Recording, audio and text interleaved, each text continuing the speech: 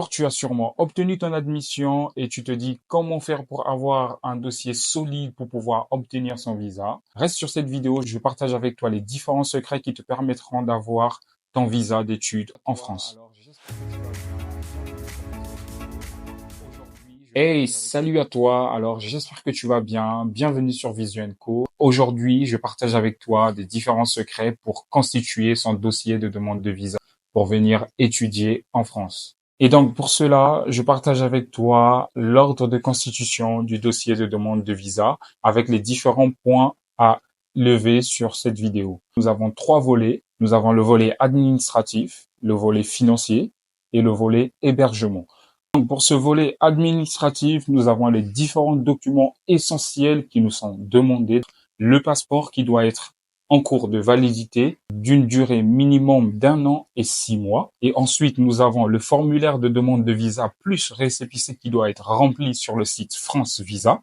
Si vous ne savez pas encore comment cela se fait, une vidéo vous sera publiée vous expliquant comment remplir dûment le formulaire de demande visa plus le récépissé. Et par la suite, donc, vous avez les photos répondant aux normes exigées par l'ambassade. Ensuite, nous avons donc l'attestation de votre niveau d'études actuel et bien sûr l'accord préalable. Donc pour ceux qui ne savent pas encore ce que c'est l'accord préalable, une vidéo est sur la chaîne, donc je vous mettrai le lien en description, vous expliquant ce que c'est l'accord préalable.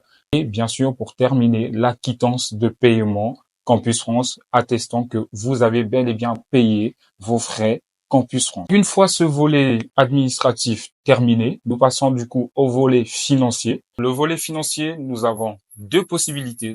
La possibilité d'avoir un ou plusieurs garants attestant de vous prendre en charge durant votre séjour en France, donc durant la durée de vos études en France.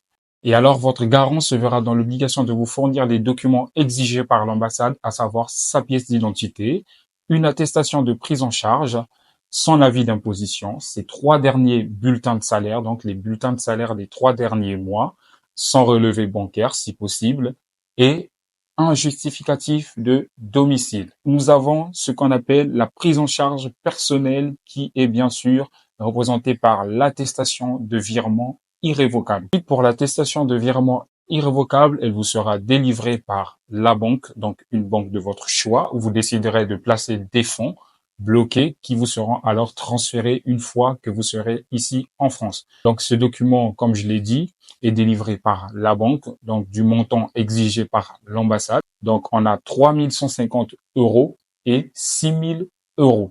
Donc pour cela, je sais que beaucoup de questions se posent dans votre tête. Pourquoi cette différence des montants?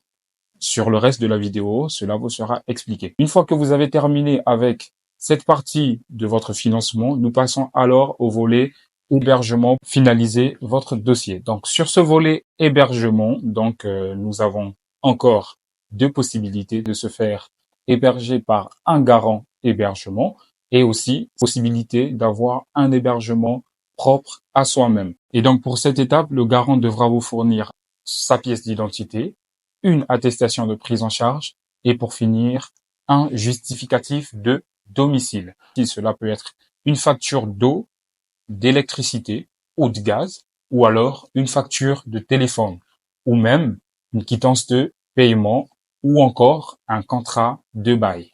Et pour alors revenir sur l'autre point, donc qui est pour votre hébergement propre à vous-même, d'avoir un contrat de location avec un particulier, que vous faites une réservation de logement, donc vous payez les différents frais de réservation et de caution, et vous ferez alors délivrer un contrat de bail que vous pouvez joindre avec votre dossier, ou alors, si vous le pouvez, faire une demande de réservation CROUS, donc les logements étudiants, pour pouvoir aussi avoir un justificatif de domicile propre à soi-même délivré par les organismes délivrant les logements aux étudiants. Une fois que vous avez franchi ces différentes étapes, il faut savoir que votre dossier est enfin constitué. Et enfin, vous pouvez passer alors à la prise de rendez-vous pour ainsi aller déposer votre demande de visa. Mais je tiens à signifier aussi que même lorsqu'on est hébergé gratuitement, on a toujours cette obligation de bloquer un montant, donc qui a été précisé, 3 150 €. 6 000 euros si vous décidez d'avoir votre propre logement. Pour répondre à une question qui est beaucoup posée, est-ce que le garant financier peut être en même temps le garant hébergement? Je réponds oui.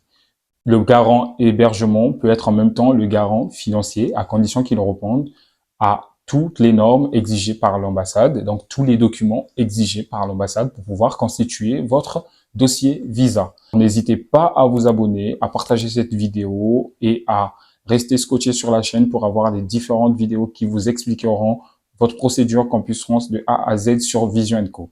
Merci.